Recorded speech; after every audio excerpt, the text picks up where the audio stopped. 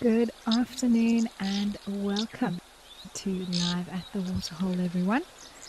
My name is Amy and I will be with you for the show today.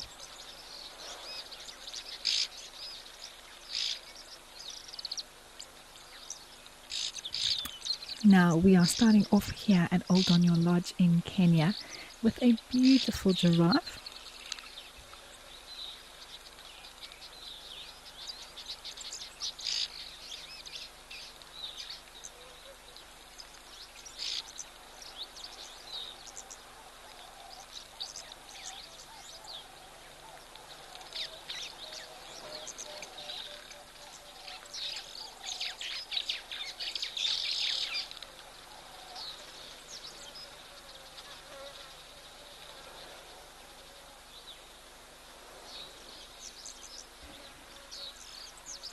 And there are some clouds quickly in the background as well. Now remember everyone that this is of course a live and interactive show, so please do make sure that through your questions to us, or even if you just want to say hello, I would love to hear from you.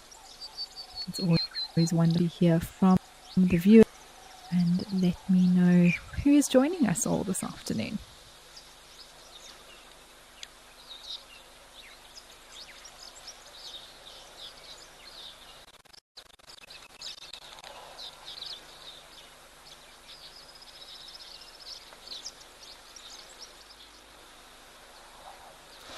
It is really good to be back here live at the Waterhole. I've been away for a little while and it's good to know I'll be here for the next few shows. And always nice to catch up with what's been happening across the different Africam locations. And it looks like there's some sort of a change in weather happening here in Kenya, just with these very fast moving cumulus clouds, low level clouds. Maybe some rain is on the way.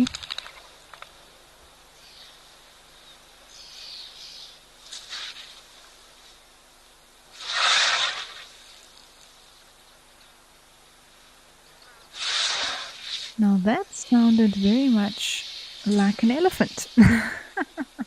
And there we go.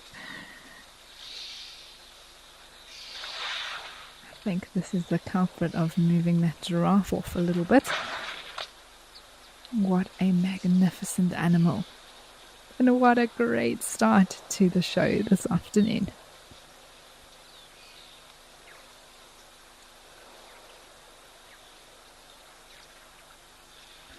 Oh, I see another one on its way. Oh, this is just wonderful. There's a third as well, all coming to say hello to us, and a fourth.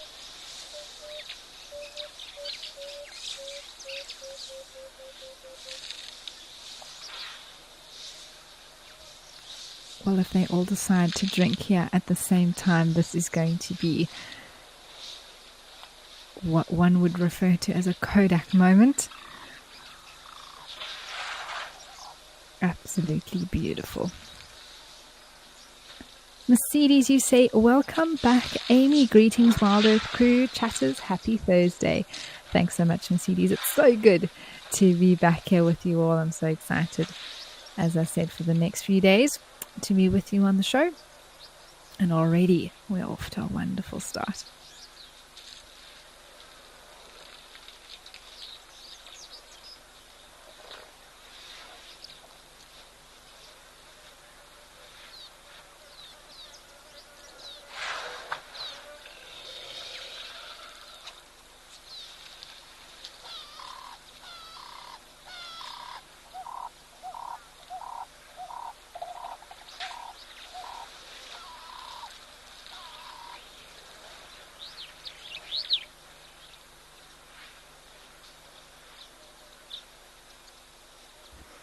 Indeed, Darcy Miller, the one that was on screen first with those very long tusks, is known as 1 ton.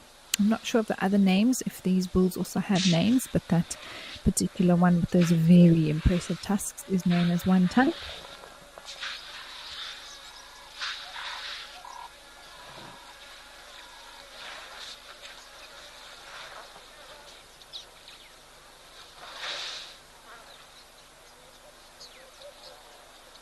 Lenny, wonderful to hear from you. You say good to hear from you, Amy, and you are watching from Phoenix in Arizona, which is in the United States. So very warm welcome to you, Lenny. Thanks for saying hello. And it looks like these boys are just here for a very short day. I'm a bit surprised, to be honest. Usually they do stick around for quite a while to drink, but today on a mission it looks like. I'm not sure what their plans are. Maybe the weather has them a little bit sort of on edge, or maybe they just want to keep moving. They have an idea of where they want to head to today.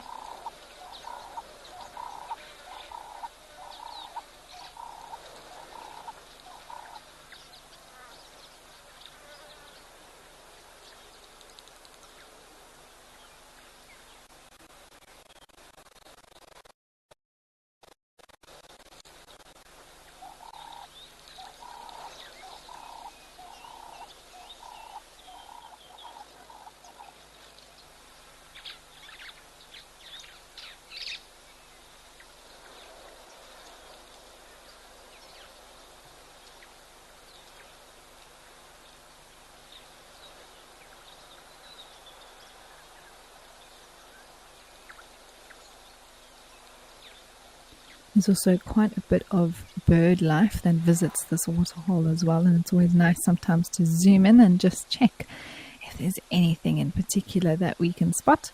There's a few doves there at the moment.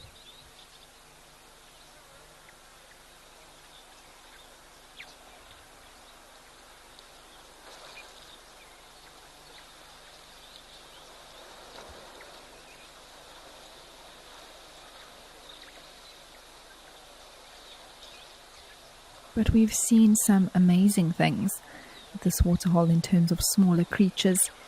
We've had little cameos from ground squirrels, we've had tortoises, a Kenyan rockagam. Oh, that sounded like exhale of an elephant. Maybe another one has popped back, or maybe one has arrived.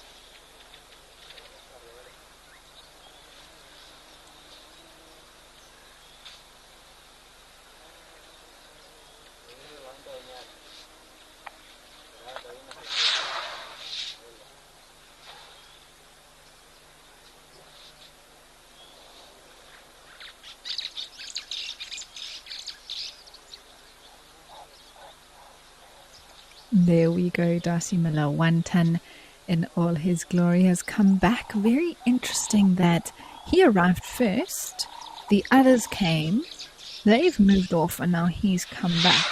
I'm not sure. Such fascinating dynamics.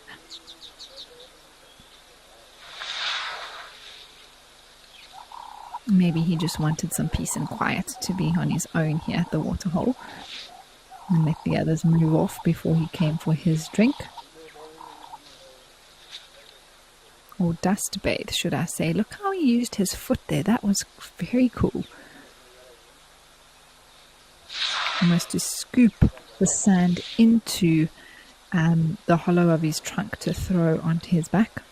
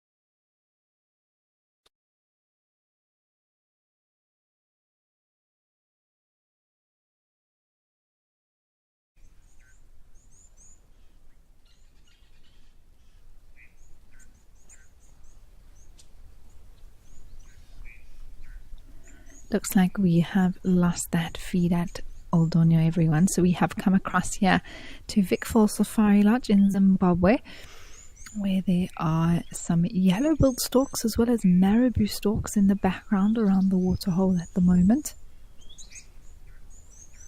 And the tail of a very large crocodile I can see there as well.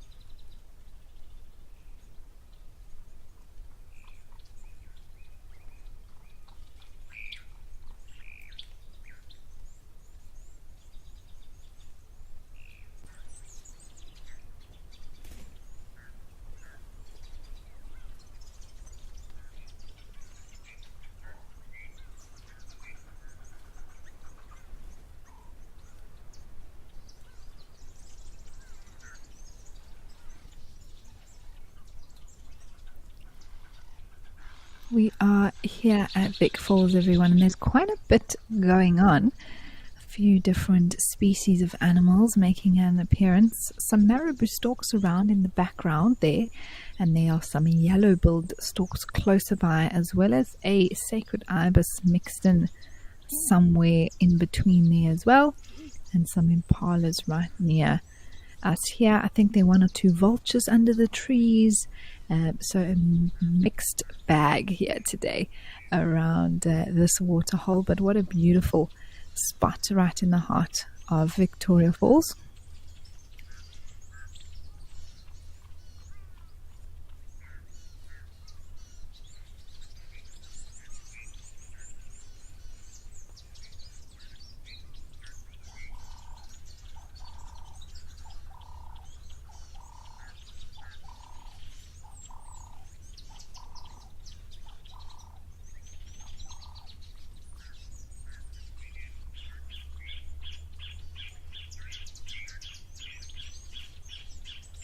And of course there is a crocodile as well that has sort of put half its body behind a bush, but we can see its tail there sticking out, a Nile crocodile with a yellow-billed stork that is very brave.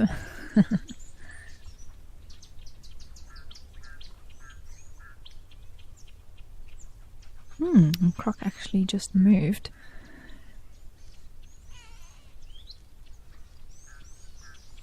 It's actually looked like a little flock of guinea fowl there now, just on our right of the screen.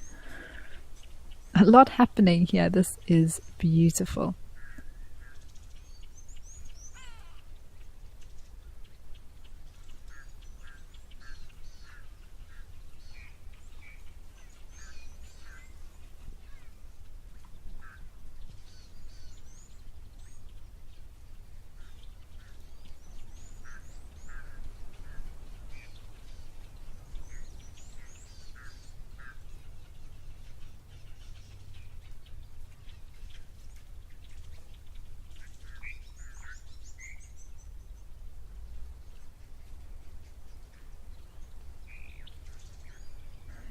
And this is a very interesting picture we have here with the marabou stork in comparison to the size of a yellow-billed stork. It just shows how huge they are.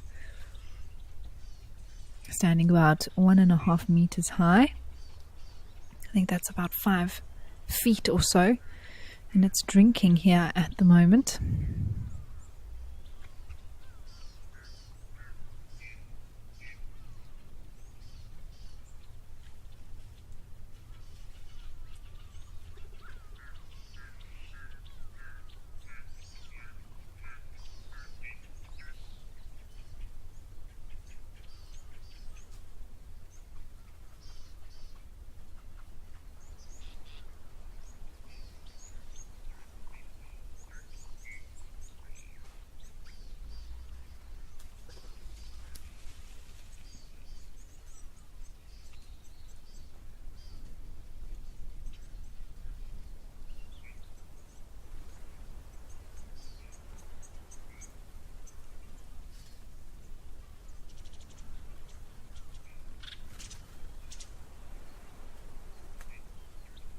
Darcy, you say you've been reading some interesting research papers on marabou storks.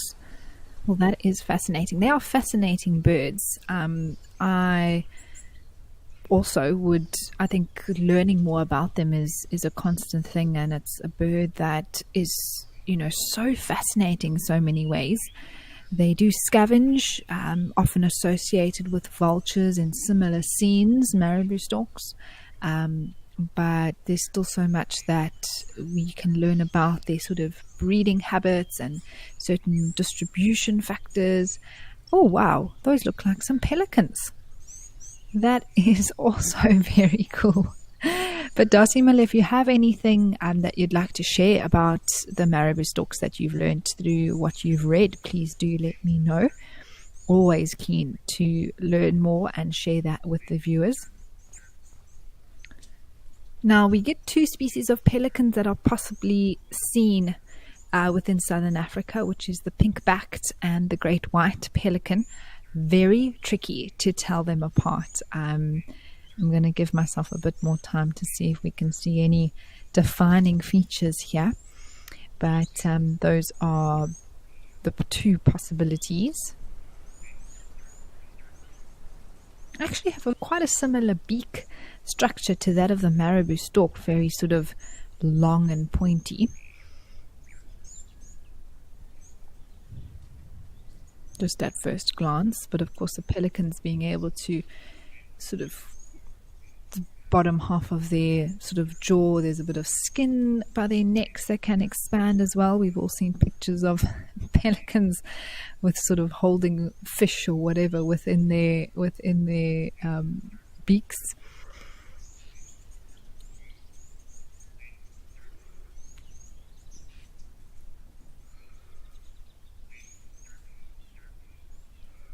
There we go. It's actually just flapping that sort of loose yellowy skin by its throat there.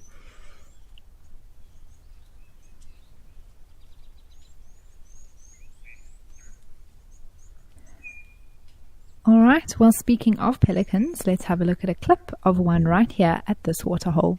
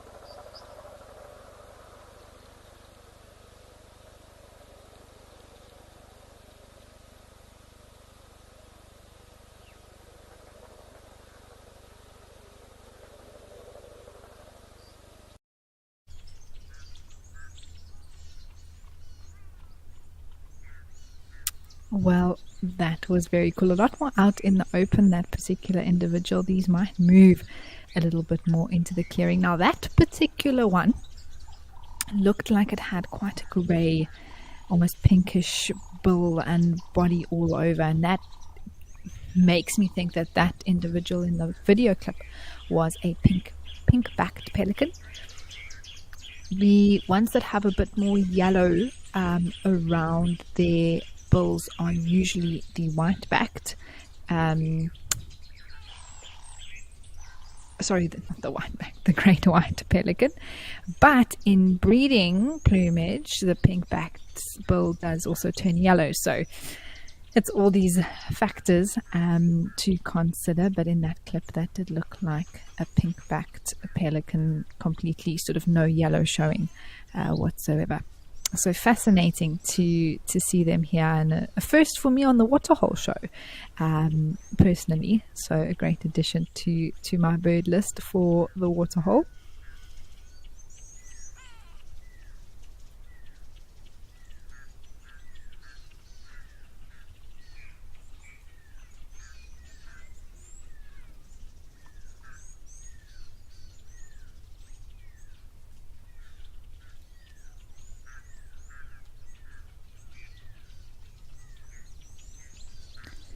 Now it is coming up to 1 p.m. in the afternoon Central African time, and here at Vic Falls they do a feeding session at 1 p.m. for vultures, as well as I suppose the marabou storks also benefit from this, where the lodge puts out leftover sort of scraps of meat and bones, and that is all to do with conserving vultures and giving them a safe food supply.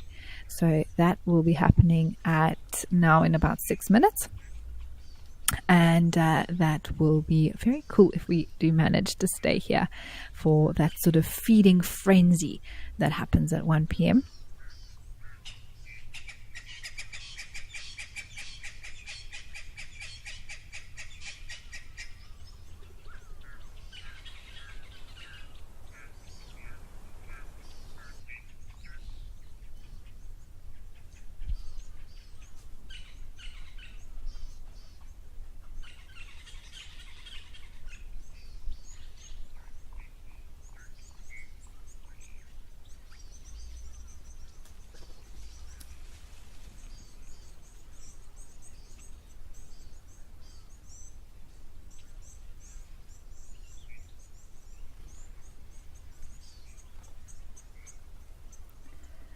Now, of course, for those viewers who may not be aware, we don't usually feed animals out here in the wild. That is not the done thing, and in fact it's something we fervently are against in most circumstances. But at Vic Falls, they have a conservation project that is running, and because vultures are just so incredibly endangered all over the world, and a lot of that is to do with unsafe food supplies, them being poached or killed with poisoning of their food, and so this is a way to make sure that they have a safe food supply that won't harm them in any way, and also to keep them healthy with enough for them to keep going and help increase population.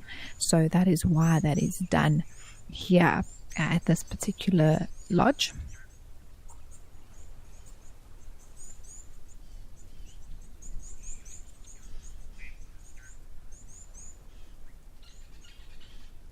That looked like a hippo there, sticking up its head in between for a brief minute. Unless it was a croc's head, I did just see it very, like, sort of catch the corner of my eye.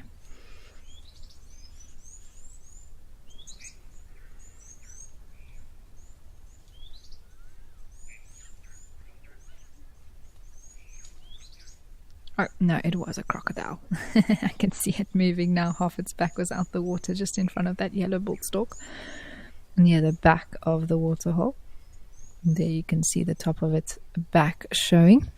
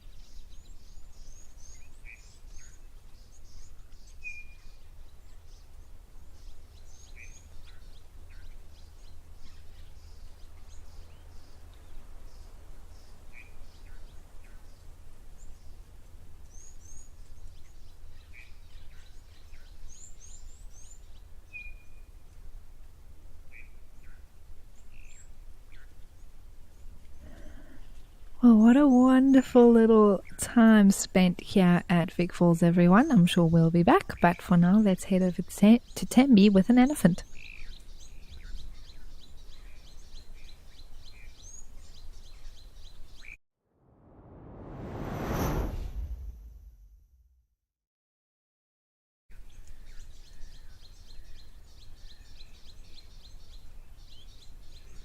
Oh, not just a elephant, but two elephants here. This is one of my favorite Africam locations that we have. I just always think it's such a beautiful scene looking out over this waterhole.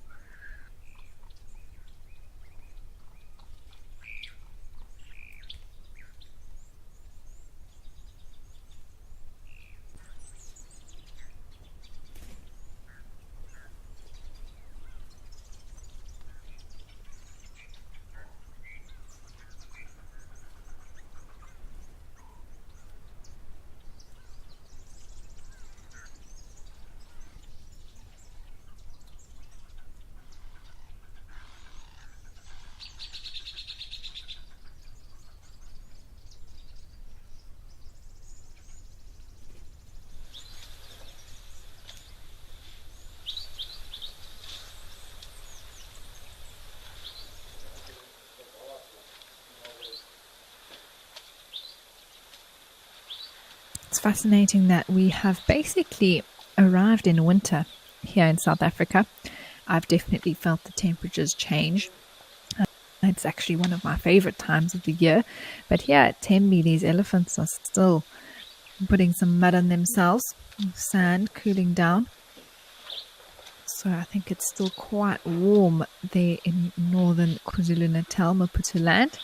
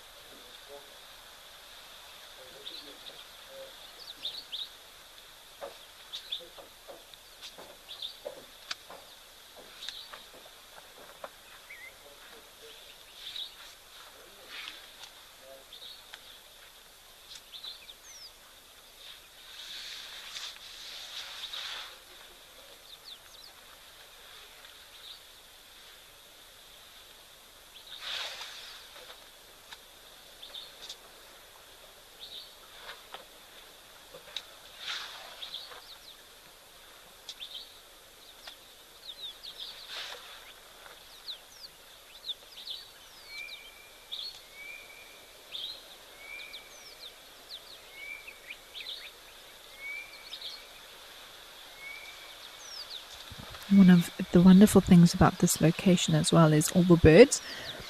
I can hear southern boo-boo calling.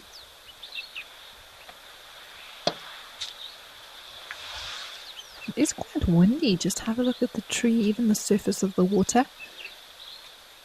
And the last time I was here with Live at the Waterhole, there was a lot of green algae on this water. Almost completely covered entirely. So I'm glad to see that oh, there's a little elephant moving in the background, but I'm glad to see that algae has gone away. Maybe some fresh rains arrived.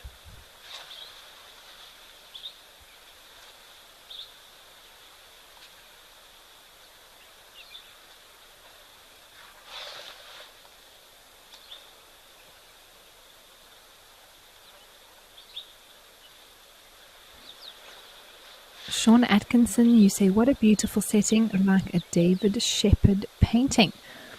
It is a gorgeous setting, isn't it? Like I said, there's something very special about this spot with Africam here at Tambi. Just the way it's sort of open and quite far away from the water in some way, so we get a very big scene, a vast scene. And then the greenery is also really pretty. You can see that elephant on the left just resting his trunk on his tusk. Getting a chance to have that weight carried by his tusk rather than his face.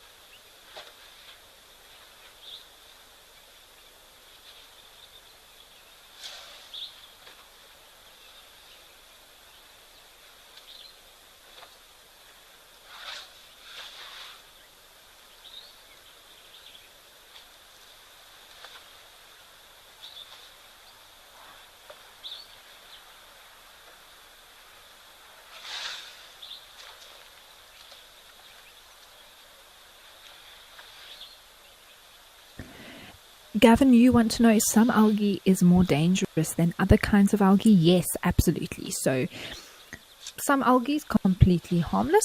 It's just sort of a greeny type of plant-like growth that happens, and it doesn't really have any harmful effects. But then, yes, of course, there are harmful algae that can grow, and that can be extremely toxic, specifically for human consumption, but even for animals.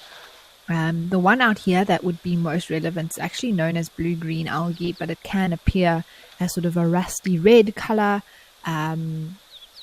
Varies in color, even though it's called blue-green algae, scientifically known as cyanobacteria, and that actually is toxic and harmful, and animals won't drink or eat. Should I say, they won't really eat it, but if it, and of course they might get it accidentally. But I've seen elephants avoid water where that specific algae is present.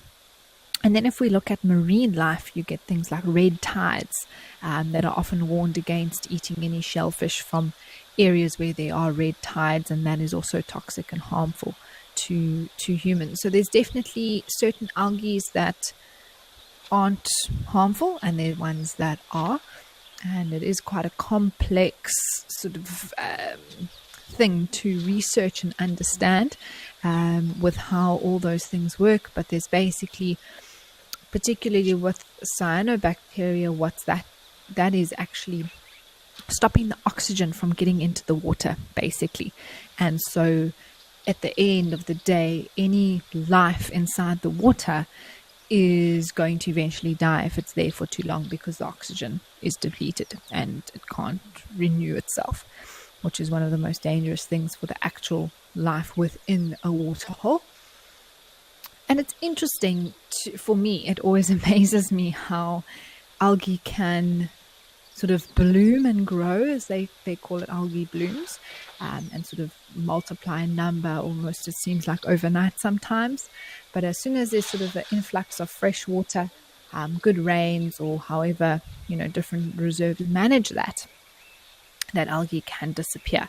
So it's a fascinating thing, and something I'd also actually want to read up more and more about. Speaking of research and things like that, is algae blooms, and sort of to get a definite cause is also tricky, but it usually happens with very stagnant water, as the water depletes and gets smaller and smaller.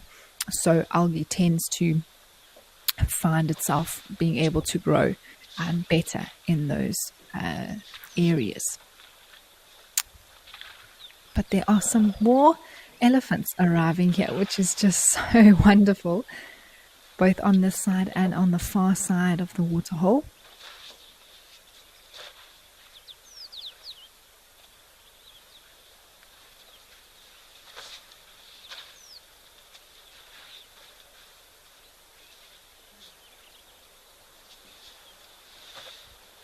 Lady Macbeth, you say the waterhole was invaded by alien plant species, not by algae. Okay, that would probably be water hyacinth then, and that, because it's an invasive plant, would have been removed. I just remember how green this all was on the water, but if it was hyacinth, often they will remove that in part of the reserve management, because it is an invasive plant, which is fantastic. But there have been other waterholes that we've seen with particularly large algae blooms. And sometimes there's even a mixture. You've got invasive plant, and then as well as things like algae that are covering the surface of the water. And then you also have things like water lilies, which are not invasive and very much part of the ecosystem. And you've got things like African jacana, for example, that really enjoy using those lily pads. And it's an important part of a waterhole.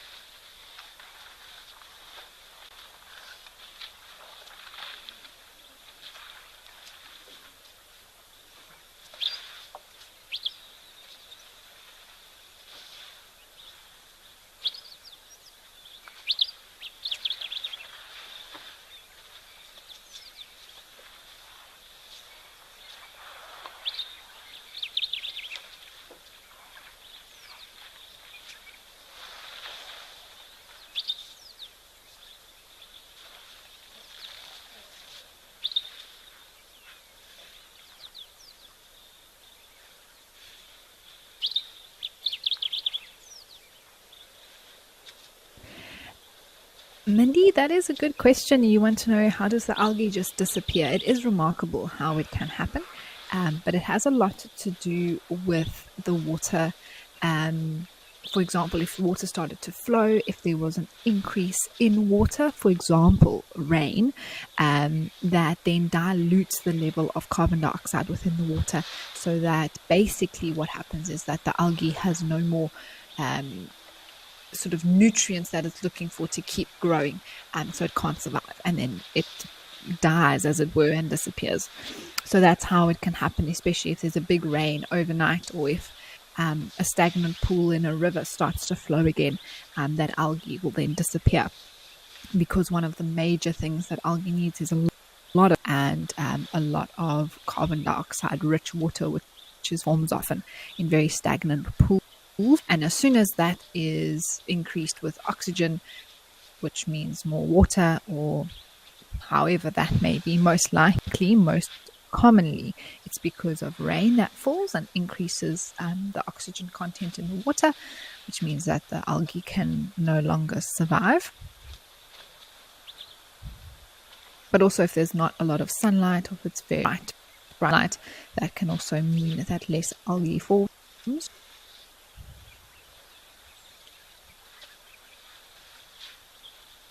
So it's a fascinating thing, and I'm always amazed by the fact that it can disappear so quickly. Diane, hello, you just tuned in and was delighted to hear your voice, Amy. I wonder what those two Ellies were talking about before the third one joined them.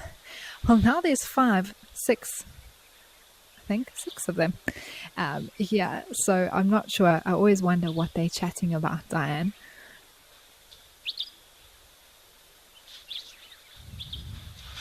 This one on the right has very tattered ears. You can just see how torn they've gotten a lot smaller in size because of all the tears.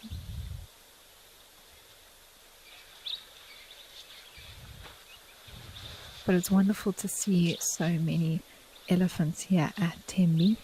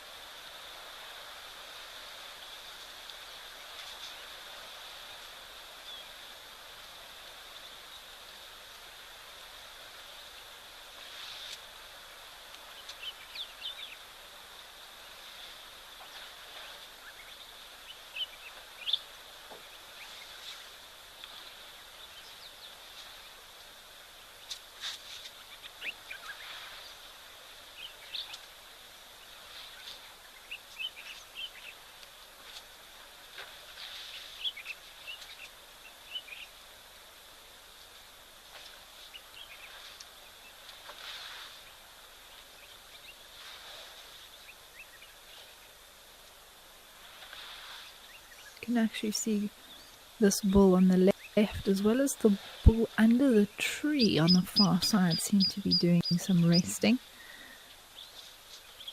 And some of the others are still throwing sand on themselves.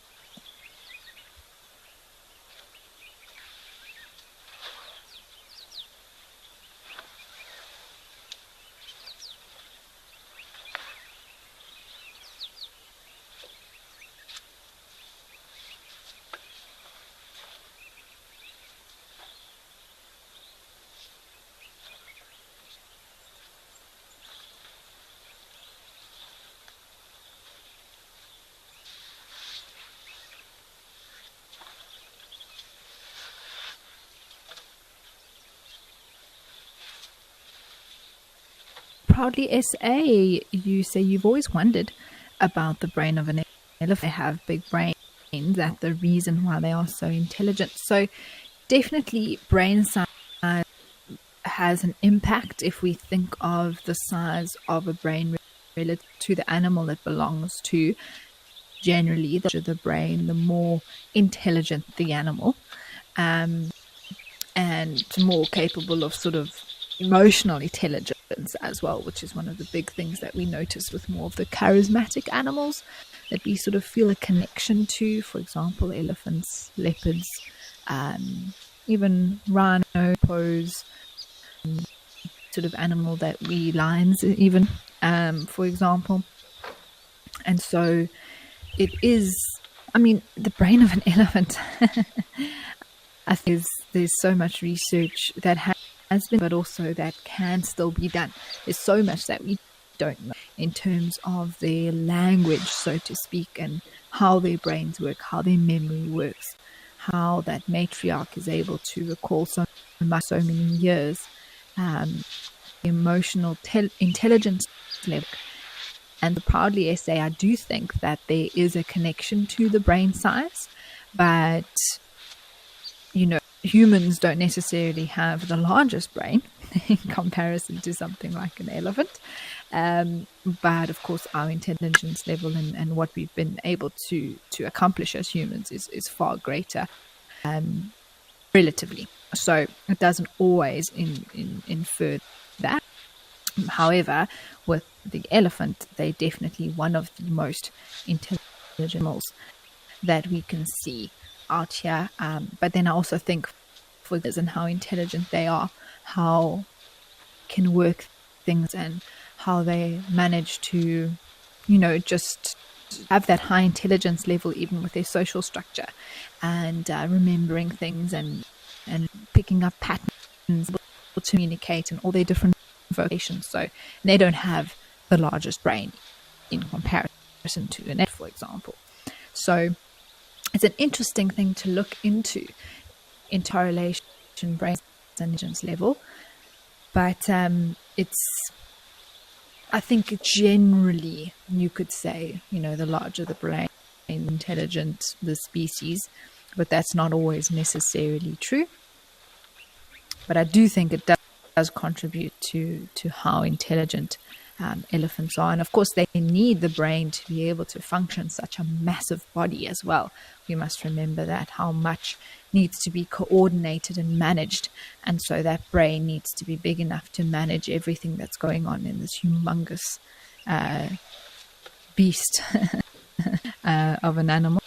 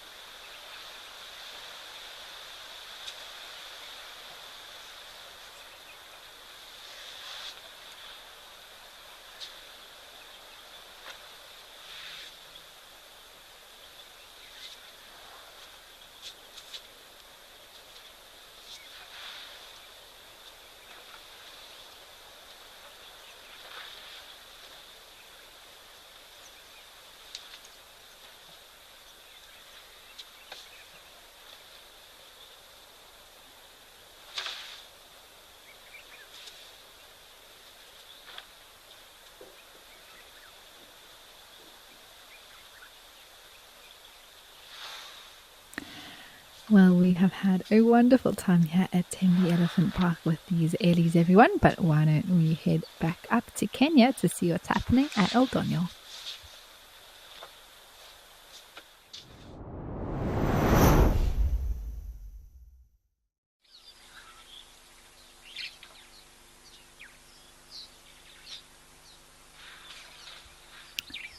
Well, this is great to go from one group of earlies to another. And Mr. One Ton, the elephant on the left, and a friend are here having a drink at the waterhole.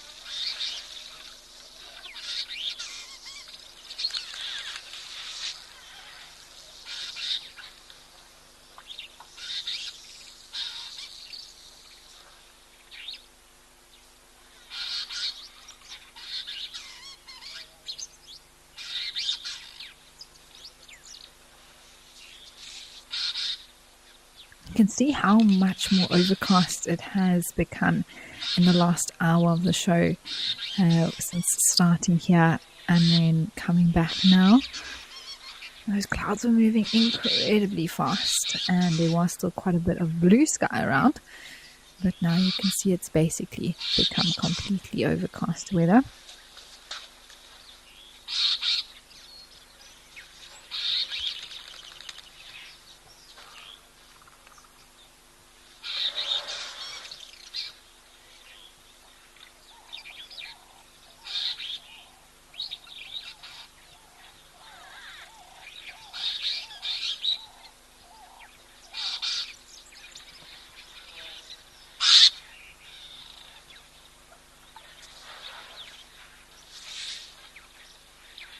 I do see some starlings have been flying around, and it does look like a superb starling. Tadiwa is directing me today, and that is her favorite bird. So there you go.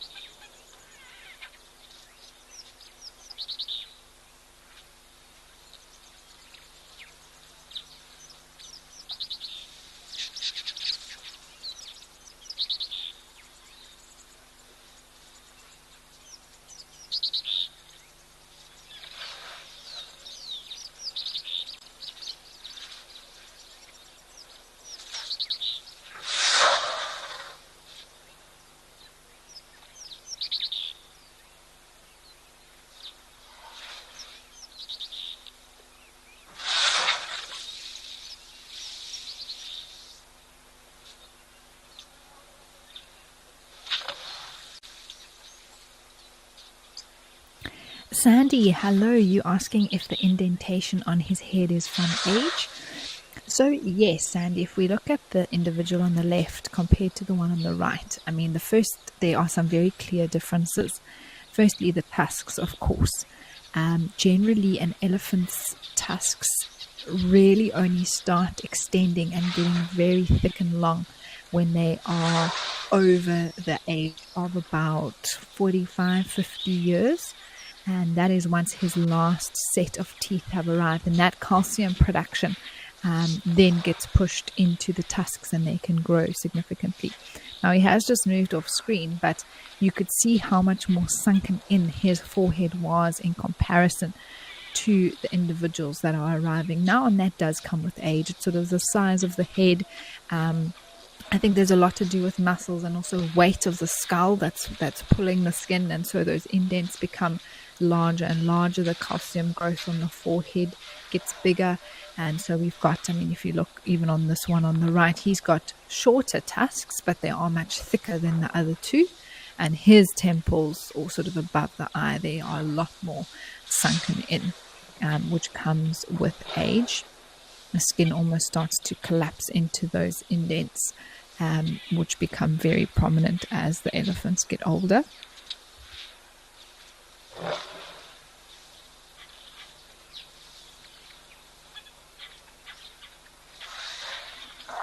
And of course, you know, the length of the tusk is a lot to do with genetics. So the one on the elephant on the right, furthest right, he doesn't have as long tusks as one ton. He may even be older, but his genetics haven't been so that he'll have what we refer to as a tusker length of tusk, but they are very thick and he is very large.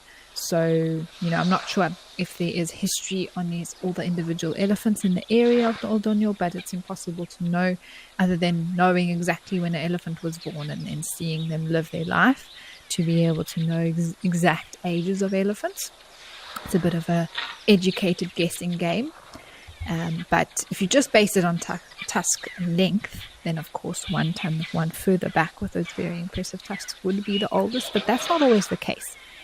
We often look at the thickness of the tusk as well, to help tell us if an elephant is older. Then of course his general body size, and then of course, like Sandy was asking, that those sunken in on the side of the head, and that you can see very clearly on the individual at the back right here.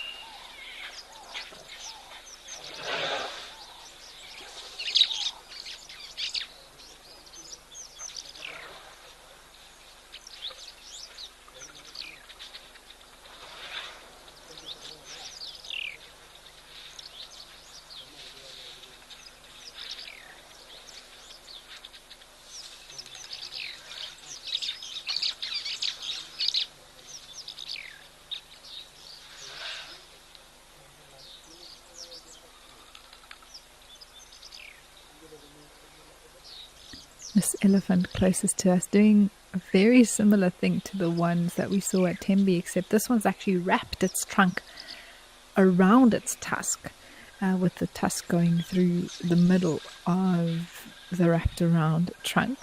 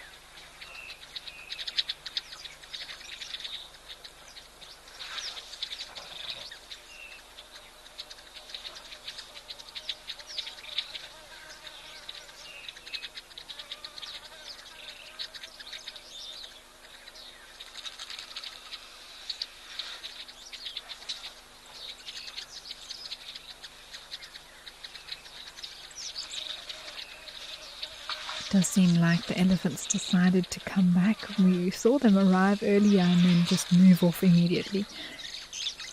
But it seems that the boys have decided to come back and spend some time here at this waterhole, which I'm very happy about.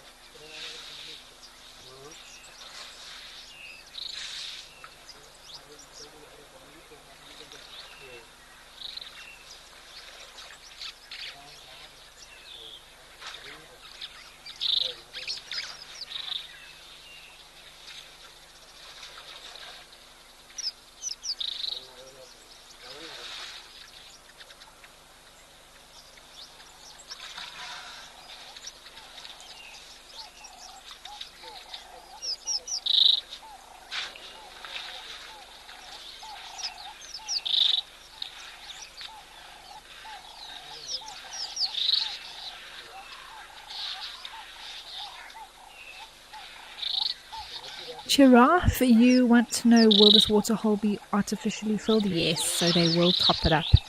I think already it's actually gone down quite significantly, and now there's only just a little pool at the back that will be topped up with the number of animals that do drink, and especially such large groups of these bulls that come and have, they could drink 50 to 100 liters at one time, 30 to 2.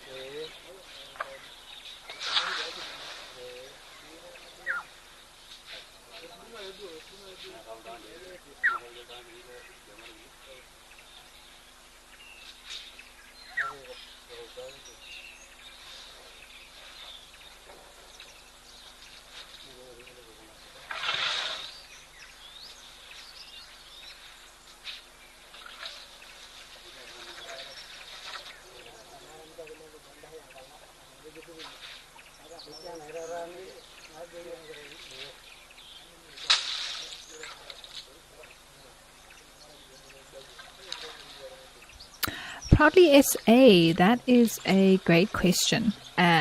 And it is something that even I've wondered here, particularly at Oldonyo, with this Africam location, how come we don't sort of see herds here of elephants like we do in southern Africa, or particularly locations like Jamala or Tau, where we often see big families of elephants, even at Juma, coming down to drink. And here I've only ever seen bulls coming to drink. And I think it totally depends on the way the matriarch leads the herds. Maybe because this particular waterhole is so well favored by the large bulls that matriarchs prefer to keep their herds away from this particular area, and they rather go to other water or sources of water that will be around. Maybe it's close by, maybe it's further away. I'm not sure, but that could be a reason why we don't see the herds coming here.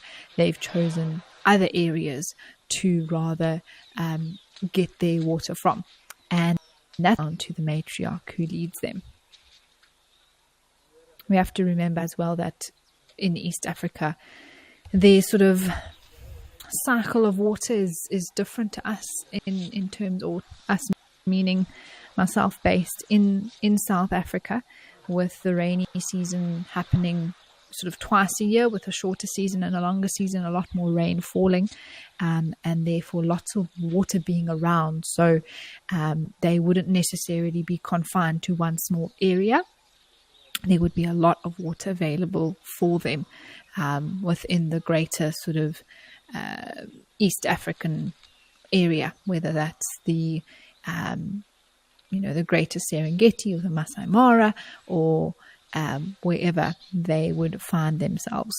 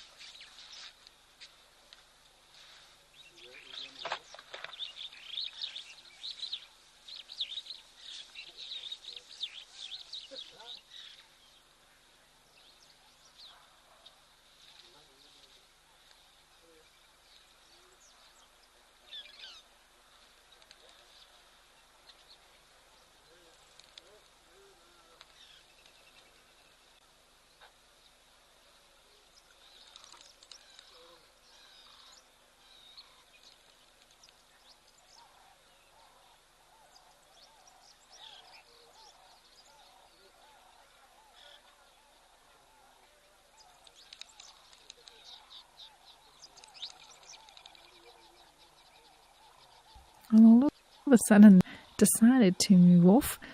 Clearly have finished here with the water they needed, and a little bit of dust bathing as well that they've done.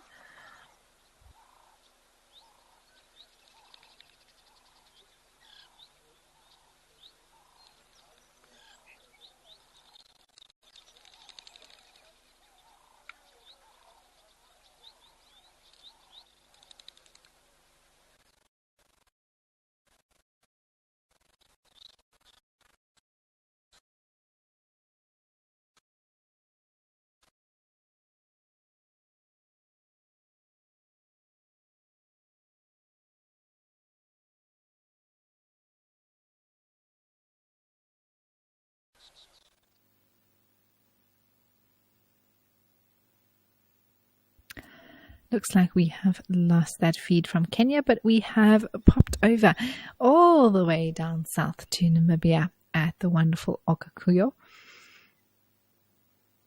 It's lovely to visit this spot again. It's always such a beautiful scene when you arrive here after not seeing it for a while.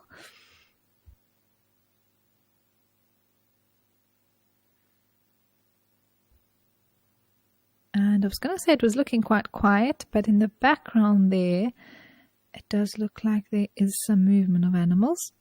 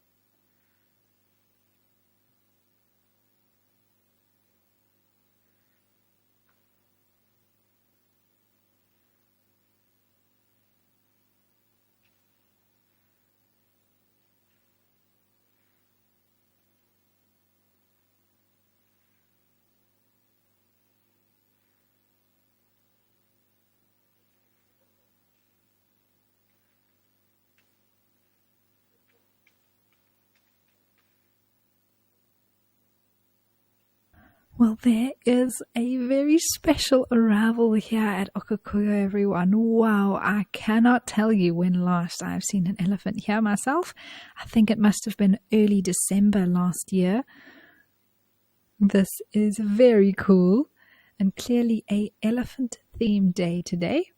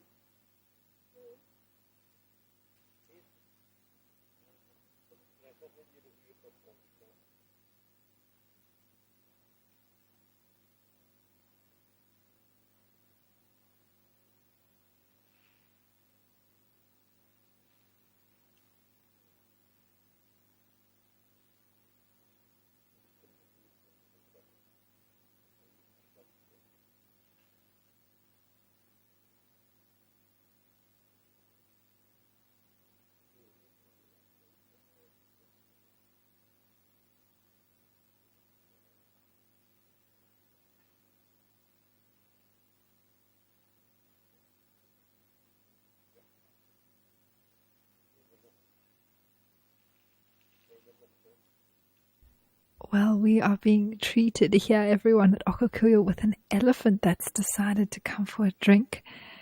Looks like just one at this point, but I'm hoping that maybe some more will arrive soon.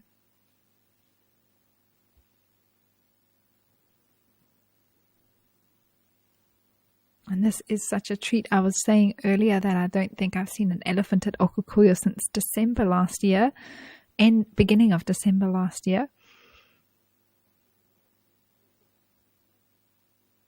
Like a bull indeed. So I'm hoping that maybe he's ahead of a whole herd of eddies that are on their way.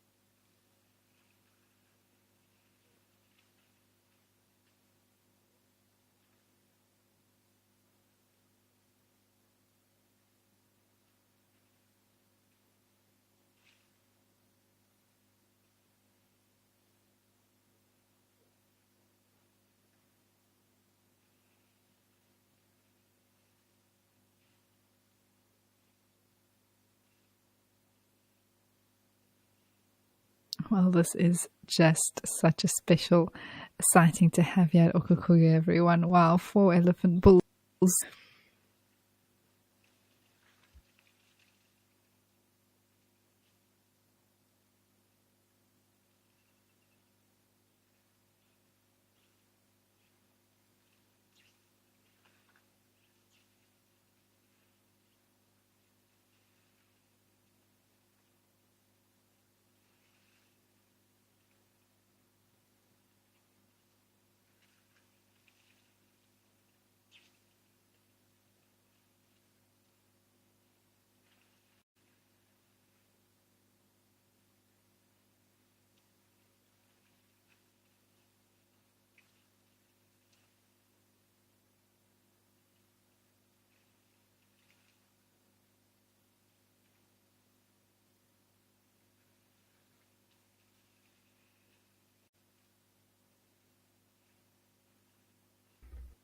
Sandy, you want to know at what time of the year do we get the most precipitation to fill the water holes?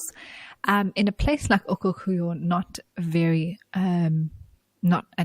really no time of the year do we get much precipitation, but summer would be the time if there was going to be any rain when that.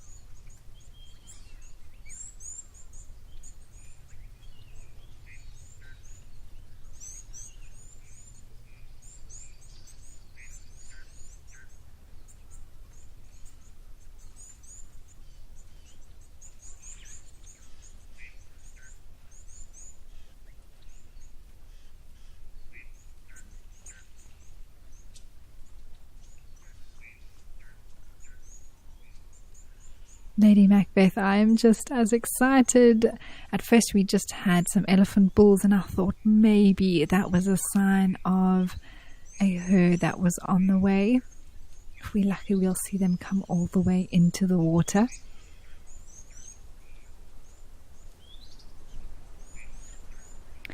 Diane, their tusks are quite small. It could be an age thing. The bulls on the left, they are quite small. But some of the larger ones I did see were also a bit shorter. They could have broken off. And they just haven't been able to grow to a long length anymore. But it also has genetics also have a role to play. So not every elephant group or bull or cow will, some of them won't even have any tusks, some of them will have very small tusks, thin tusks. So it all just depends, Diane, if, you know, depending on the genes, and then if they've broken off over time as well, possibly. They might do quite a bit of digging to find roots and bulbs and things, especially in a much drier habitat like Etosha National Park. But wow, just look at the scene with these elephants here, everyone. This is fantastic.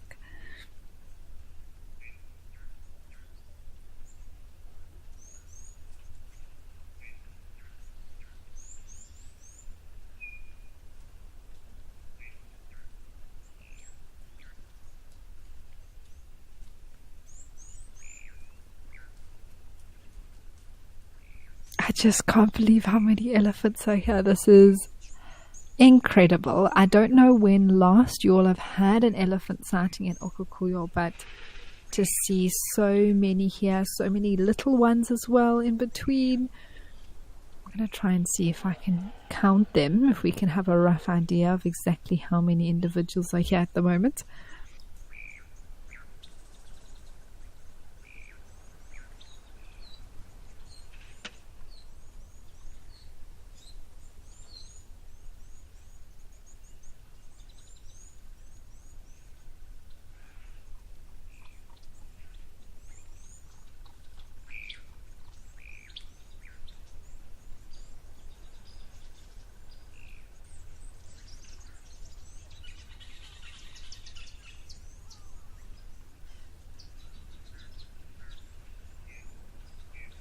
So I think there are about 60 Ellies here. There was a whole little group that moved off to the left.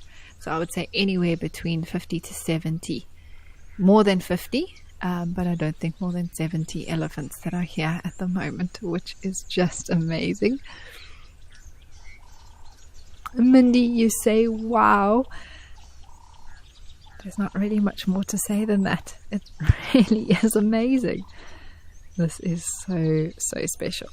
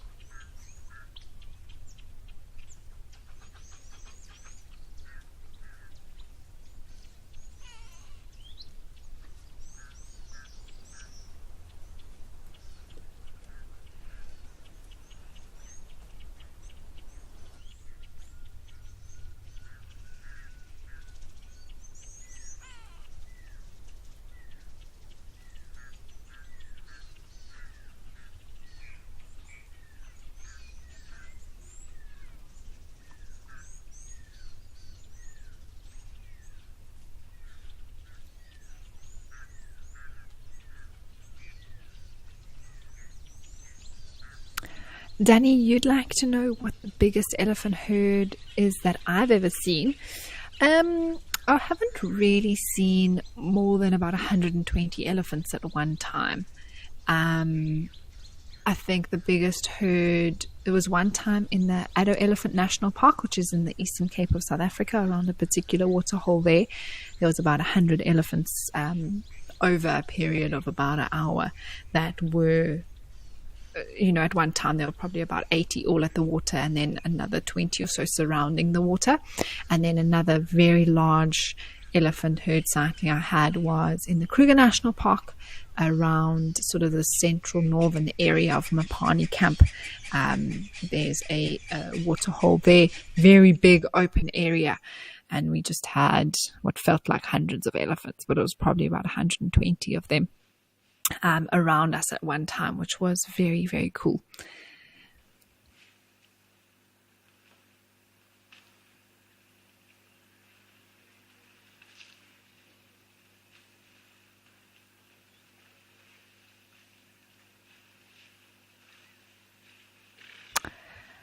Mercedes and Sandy, I'm so glad that you are both enjoying the sighting as much as I am. Mercedes, you don't think that you've never seen so many Ellies at once. It is a really, really special sighting this. And Sandy, you love how many little elephants there are around. It is amazing how many there are.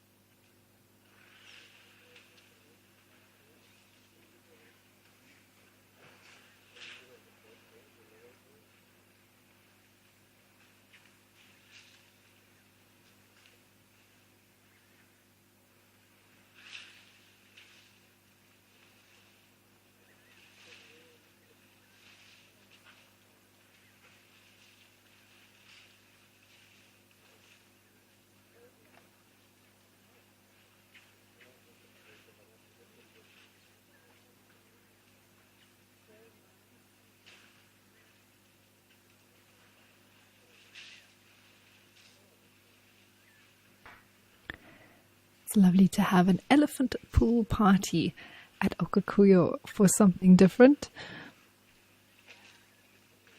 You can see them all enjoying cooling down. I think they may have traveled quite a distance to get here.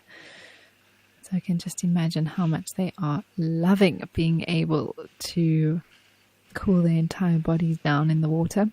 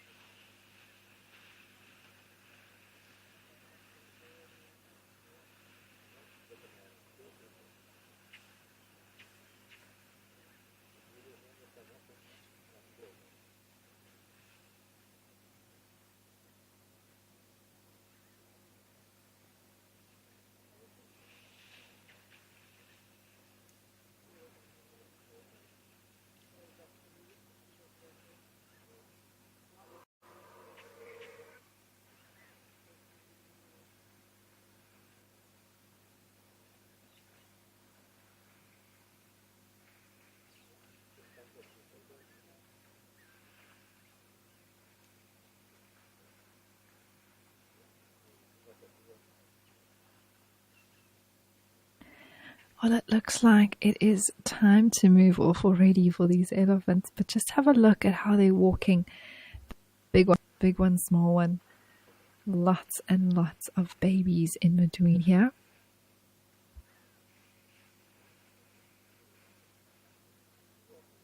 Yeah, Ray, absolutely, because there's clearly been communication here that it's time to go, and they must follow. So, and it has to do with these sort of rumbles or maybe even infrasound, which is the sound that the human ear can't pick up. But if there's research that can be done to see if it's the same type of noise given around a waterhole when the matriarch says let's go, then that becomes, that's the sound or the certain frequency that they communicate at when they say it's time to go. Then maybe if they're communicating about when it's time to, I don't know, walk or head to the water, then there'll be a different frequency used, Ray, possibly. So that's the sort of research that I think is so fascinating, to find if we can actually work out an elephant's language, how they use different sounds and noises to communicate different things. And if we can pick up a pattern in that, then we could actually perhaps work out elephant communication even more.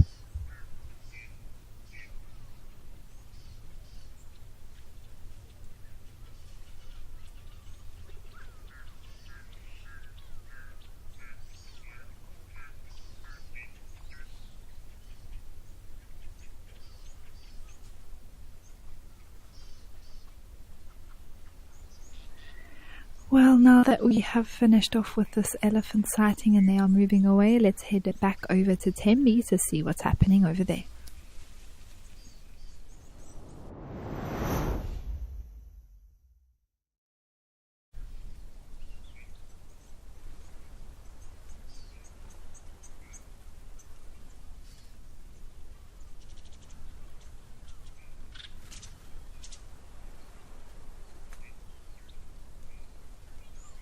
Well, these two elephants are also having a drink.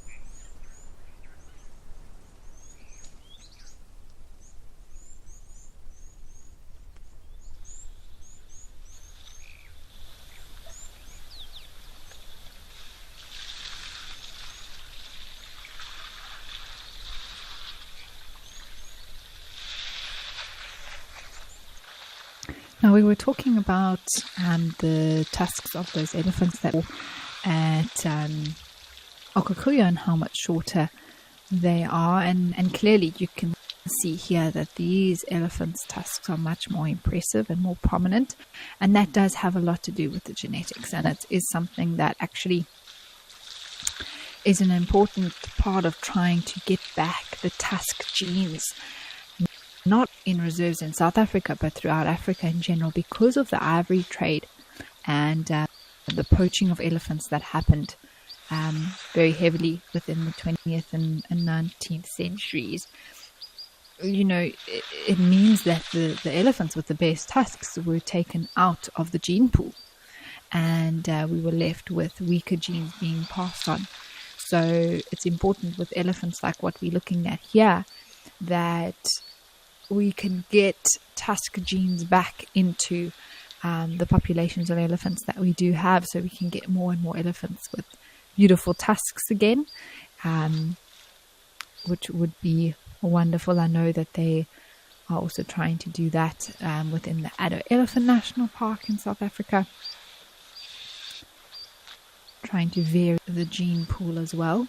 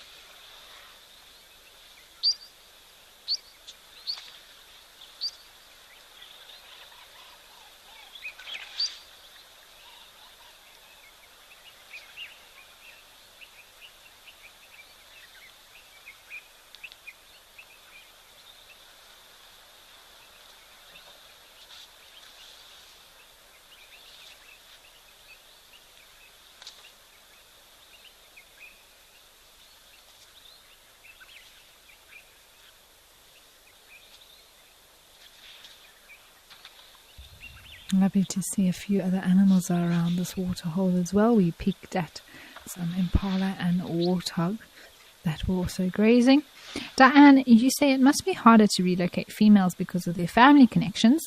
Do they just move bulls? Yes, so most of the time it is bulls that are darted and then relocated into different reserves, and their genetics then, of course, the plan is to pass that on throughout the herds.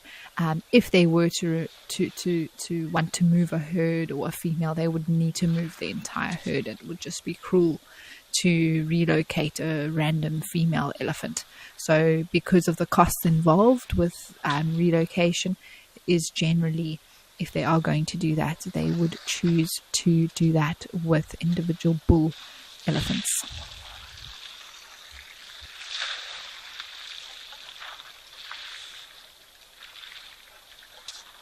And there are the impalas and warthogs that I was speaking about. Lovely to see that they've also made an appearance and are busy grazing.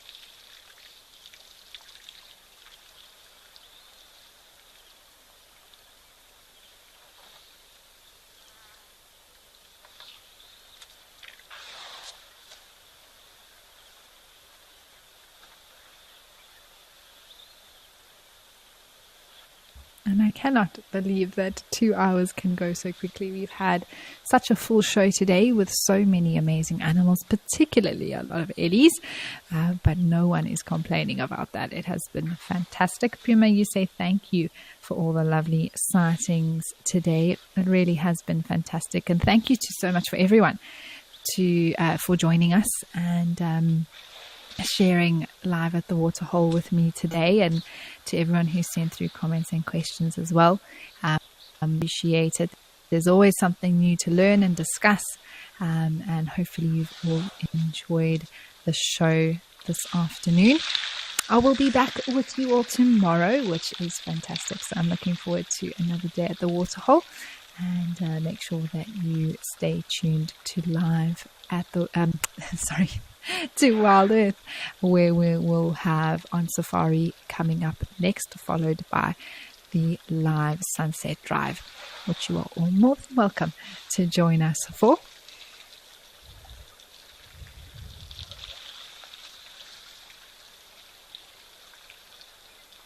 So from myself and the team, thank you so much once again for joining us here at Live at the Waterhole, and I hope that I will be back with you all, or should I say you will be back with me tomorrow as we once again see what is going to come down and visit us. I'll catch you all then.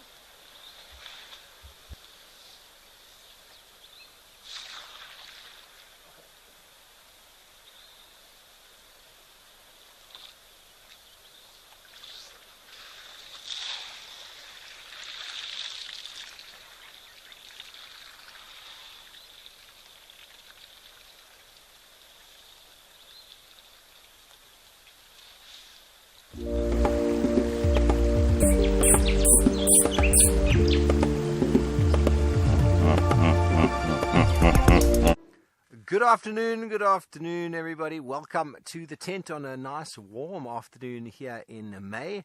My name is Steve. I'm joined by Paul on camera, and this is On Safari.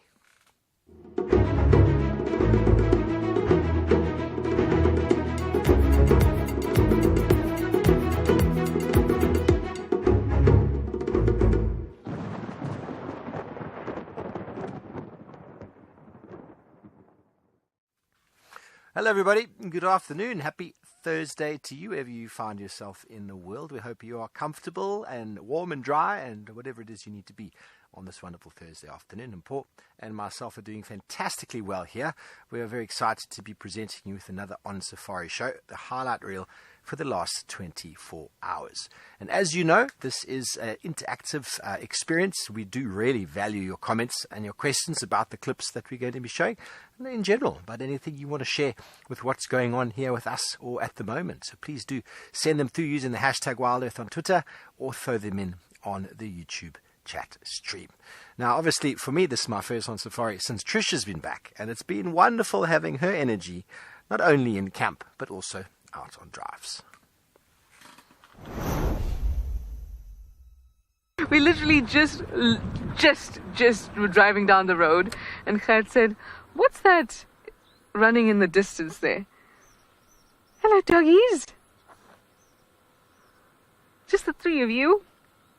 You guys look good." "Yeah." "This is fun. Oh, this is so nice." I think it's actually at the perfect time. We don't spend time with wild dogs after the sun sets. We've still got a little bit of time.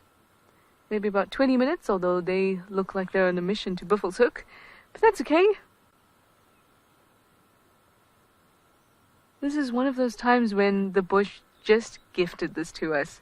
We were at the junction coming up to meet Cheetah Cut Line, which is our eastern boundary. And Gert and I were at the junction. We were like, left or right? Do you have a feeling? And they said, "I don't have a feeling, but let's just go left." And I agreed. And then Gert spotted them in the distance. That is an absolute gift. And